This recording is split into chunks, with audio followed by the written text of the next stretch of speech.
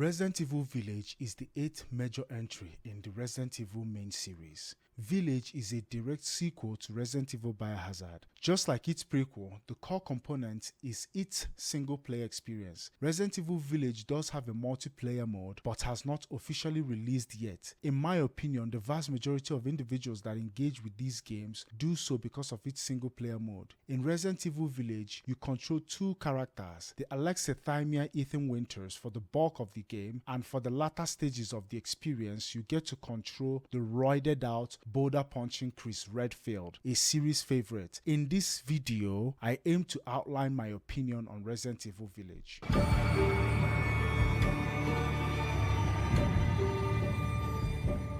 Just like in Biohazard, Resident Evil Village continues with first-person perspective that was introduced in Resident Evil Biohazard. But in this game, Ethan's movement is slightly smoother, weapon handling mechanics such as reloading, shooting off the hip, and aiming down sights were all slightly refined. All in all, controls feel smoother in this game. These improvements were explained away as Ethan receiving military training. Also in this game, hunting of certain animals was introduced. You can either sell them or use them for food recipes to enhance certain abilities at the merchant. Speaking of merchants, the untouchable merchant of RE series has been reintroduced as the character of Duke. The Duke is a morbidly obese man who mysteriously appears in certain places throughout the whole game. You can buy, sell, and upgrade weapons and craft items from goods procured from the Duke. A minor deja vu of Resident Evil 4. Most Resident Evil games have a safe zone where you can save your progress and the evil cannot get to you. Duke's shop serves as this game's safe area. They also made it that in Village, unlike Biohazard, Ethan has a knife for slashing boxes on top of knives you can carry in your inventory. I think this change is due to this game heavily incentivizing you to loot everything. However, unlike the last game, they changed how you can unlock and access post-game rewards. For example, in Biohazard, you had to finish the challenges to unlock items such as running shoes, X-ray glasses, infinite armor, etc. You must have these items in your inventory in order for them to be of any use to you though. In Resident Evil Village, on the other hand, you finish challenges to gain points and then you can use said points to unlock rewards. One of the things that made me happy was Capcom's decision to enable cutscene skipping in this game, unlike Biohazard. Don't know what they were thinking. For a game that was made to be played multiple times, this feature helps a lot. Puzzles have been a staple of RE games, but in Village the puzzles are weak and not what calling them puzzles. Just like the horror or scary aspect, they have dumbed down the puzzles if you choose to call them that. For example, at Lady D's mansion, there is a part where you have to play the piano to unlock a hidden component or drawer in the piano. This puzzle was ridiculously easy, and unlike RE puzzles of old, Capcom would have had you find a key or two that is missing from the keyboard by solving another puzzle to unlock a box where the keys are located, or have you find a note that has the specific keys you had to press in order to unlock the hidden drawer. Another example of bad puzzle design is the statues in Lady D's estate. Capcom should have had us find a paper that has the positions the statues were supposed to be facing instead of an easy riddle right next to the puzzle. These puzzles are laughable, to be honest. Even when the internet is easily accessible nowadays, Capcom is still trying so goddamn hard to hold your hand through these time-wasting sessions. In the next release, I expect games that are black screen all the way through so that casuals are not going to be traumatized by the puzzles and the horror. Actually, I think that will be a legitimate corporate win in video games these days. We are Capcom. Give money and we give nothing in return.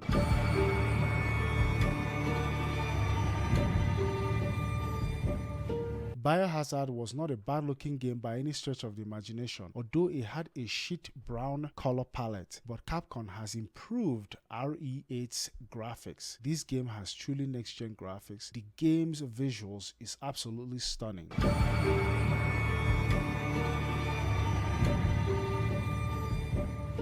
Voice acting was mostly great but was off at times. Ethan still sounds like the most unenthusiastic person in the world, but I'm glad to see they fixed Neil Newborn's voice in this game. That's the actor that voiced Heisenberg. Because in Resident Evil 3 Remake, Nikolai, who Neo also voiced, was so low you could barely hear his dialogues. Music and sounds effects were decent.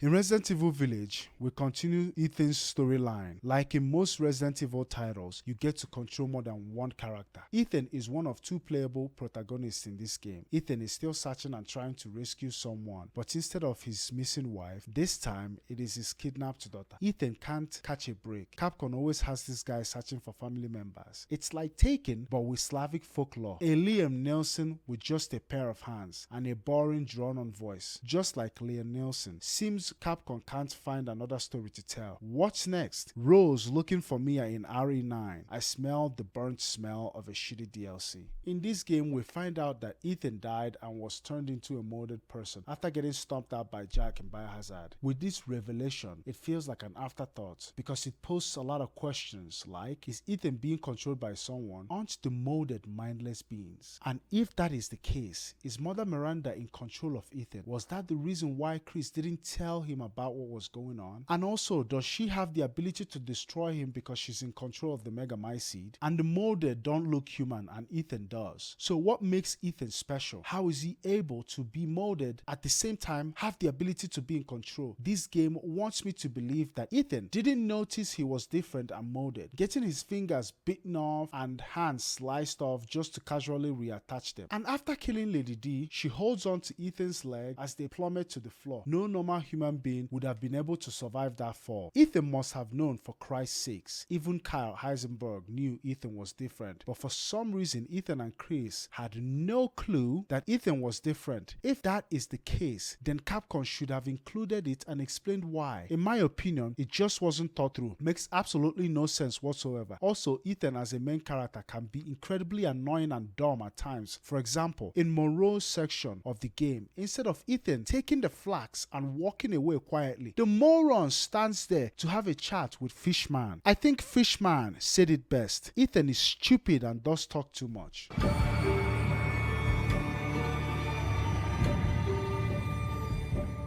Mia is the wife of Ethan Winters, who he was trying to rescue in Biohazard. In this game, the married couple now has a child named Rose, but in Village, unlike Biohazard, Mia was hardly in this game at all, which was disappointing because unlike Ethan, I think it would have been interesting to see how the events of Biohazard affected her. I think Capcom just didn't know what to do with her, but thought putting her in this game would make sense somehow. Why not explain how Ethan and Mia were able to have a special child? Was it just Ethan on Ethan's side, or was it Mia too? Mia was affected by Evelyn as well. Is she molded as well? Was she cured? Why was she cured and Ethan wasn't cured? So none of the events make absolutely no sense.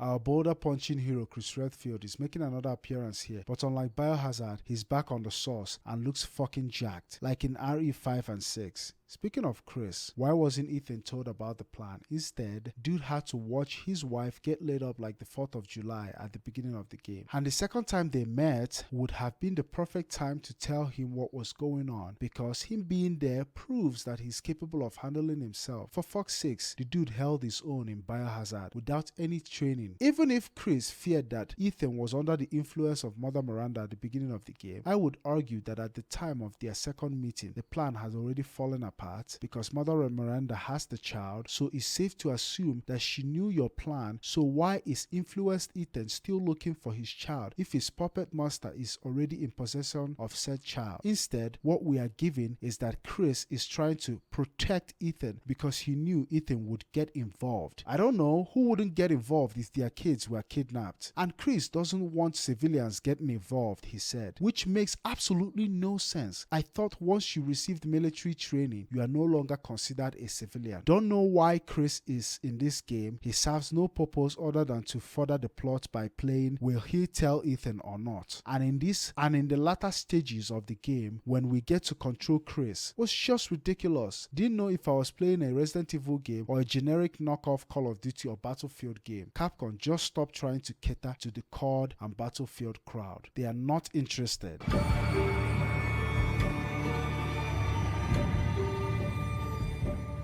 Mother Miranda is the leader and ruler of the village where RE8 takes place. Just like Sandler in RE4, Mother Miranda is the main antagonist in this game, but unlike Sandler, she doesn't feel that threatening and mostly stays out of your way till the end of the game. Her goal is to bring back her dead daughter by infecting various characters with the Kodo parasite to find the most stable host for her daughter. Her boss battle was fine. It was nothing special, really. For a main boss battle, there was no build up to the fight because, like I said, Mother Miranda was hardly present in the game. Just a boring character in my opinion.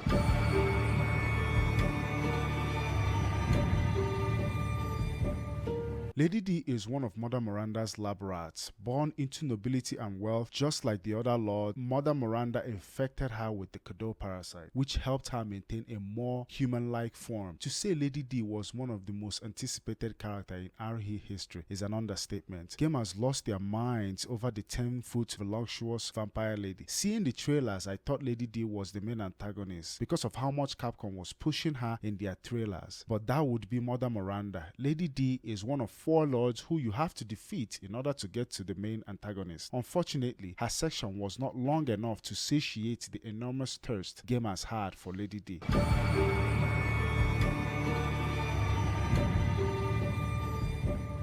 Monroe is one of 4 lords in this game that received the gift, the Kodo parasite from Mother Miranda, which caused him to mutate into a miserable, disgusting fishman with low intelligence that you had to vanquish in order to get to the big cheese herself, Mother Miranda. Monroe's section was fine. It was pretty much a platformer at first, and the second part is where you get to actually battle him. To be honest with you, his boss battle wasn't anything special. I felt like most of these boss battles were just filler, something put in the game just for you to do something. You know, it wasn't really, there was no ingenuity or innovation in these boss battles or these sections of the game.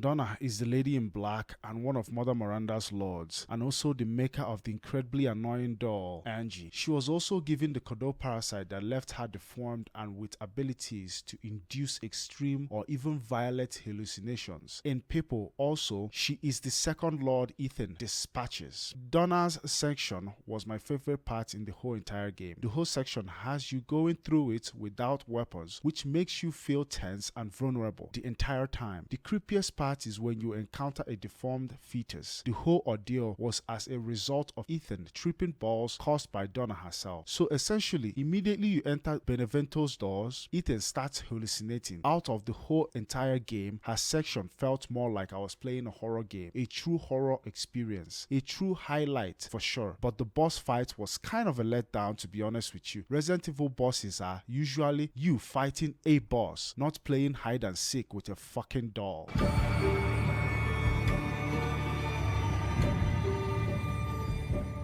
Eisenberg, like the other lords, also received Miranda's gift. But I think in his case, I'm not joking when I say that the Kodo parasite imbued him with Magneto's powers. On top of that, dude was way smarter than the other lords. Eisenberg also hated Mother Miranda, tried to get Ethan to help him dispose of her. But I don't know why he needs Ethan. With his intelligence and power, he could easily overtake her or just escape her. Or was he under Mother Miranda's control? Maybe she was keeping him from leaving or attacking her. And if that was the case, it means Mother Miranda must have known that Eisenberg hated her guts. You see what I'm talking about? Some of the story bits were not properly explained or fleshed out. Felt like they were just putting shit in there to just put shit in there. Eisenberg's session was okay at first, till you got to the boss battle. It was ridiculous and over the top. This is what I'm talking about. This game doesn't even try to pretend to be a Resident Evil game or Biohazard. Even RE4 wasn't this over the top. This is RE6 levels of crazy, and we all know how well received those games were.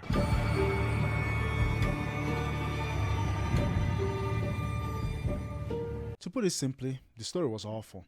I know Resident Evil games are not the pinnacle of good storytelling and are not known for their riveting stories, but at least the old titles were way more fleshed out than this game was, and some of them were at least trying to tell original stories. Rather than retell the same story from a previous title, why not come up with some new material? And I understand that video games are different from other medias because you are required to interact with it. Unlike movies, you just sit there and watch it. And I know some people would argue, well, if the gameplay is fun, why do you care about the story as much? Because it's a video game. And I would argue there's games like that are centered solely on its gameplay. For example, multiplayer games. You're not really watching the story. You're not playing Call of Duty for the story, at least the multiplayer aspect of it. But if you are making a single player experience and you are telling a story or trying to tell a story, I think it will serve you well to tell a cohesive story that makes some kind of sense. There are so many mistakes that are being made in those stories that are being told. It's obvious they didn't spend any kind of time on trying to tell a well fleshed out story. That's one of the main reasons why nowadays I don't sit and gush about how pretty a game looks or look at the graphics, because it feels like most gaming companies nowadays, that's all they can do. All they do is make a game that looks pretty, but they don't spend enough time on the story if it's a story based game. To be honest with you, it's quite disappointing. At times I didn't know if I was playing a Resident Evil game or a looter shooter. You know, the death of video games as we know it. The reason why we are all here. Copies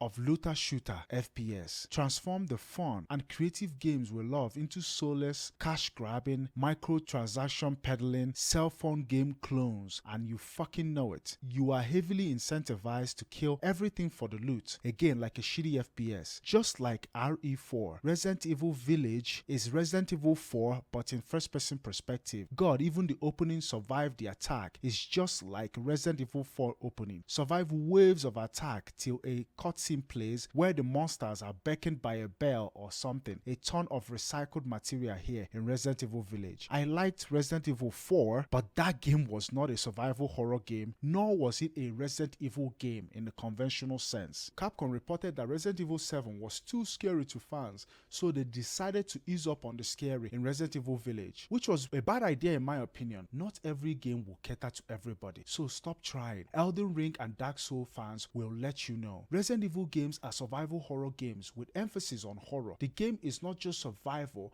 but should have a horror aspect to it as well. And that is one of the main reasons why Resident Evil 7 did so well and Resident Evil 5 and 6 were not well received, because those games were balls to the wall action. You guys will ruin this series trying to cater to the it's too scary crowd, and Resident Evil 7 wasn't even that scary, to be honest with you. If you can't handle the scares, hide in your covers and let the fans ensure that this experience will be here for another 10 years. Otherwise, go right ahead and water down the survival horror experience down with your bitch ass tears and fucking guarantee the death of this franchise like you have done to the others. Congratulations, due to your neighborly crybaby casual gamer. We will all be playing Fortnite on our standard issued VR headset in 2030. Stop trying to cater to the Call of Duty Battlefield gamers. The truth is that Resident Evil will never pull those gamers from Call of Duty and Battlefield, because those players primarily play multiplayer games. They don't play single player games. Take pride in the experience that you guys have created in the Resident Evil series,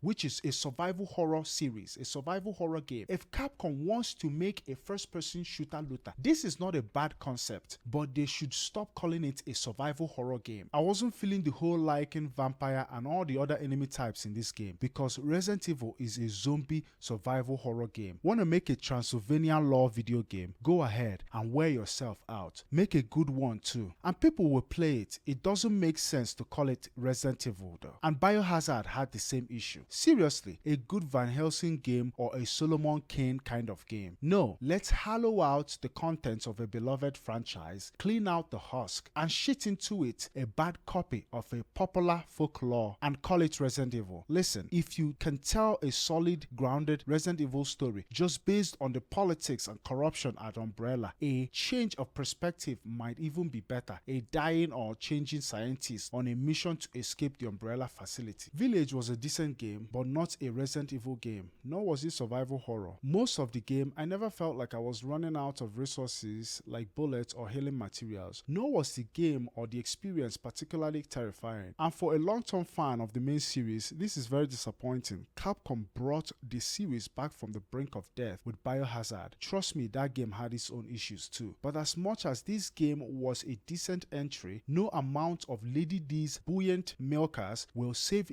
this series from drowning if Capcom continues going down this balls to the wall action route. Capcom has to be careful not to undo what they did with Biohazard. It wasn't breathtaking, it wasn't innovative, and it wasn't anything special. It's a lot of recycled material. It's Resident Evil 4 with Resident Evil 7 story in first person perspective. It was just that, a decent experience, and it was nothing special. And if they continue like this, just like Resident Evil 4 with Resident Evil 5, action started getting worse. Like, that's not why people play Resident Evil games. There has to be that element of horror, that element of surviving, inventory management. Those are the things that make a Resident Evil game.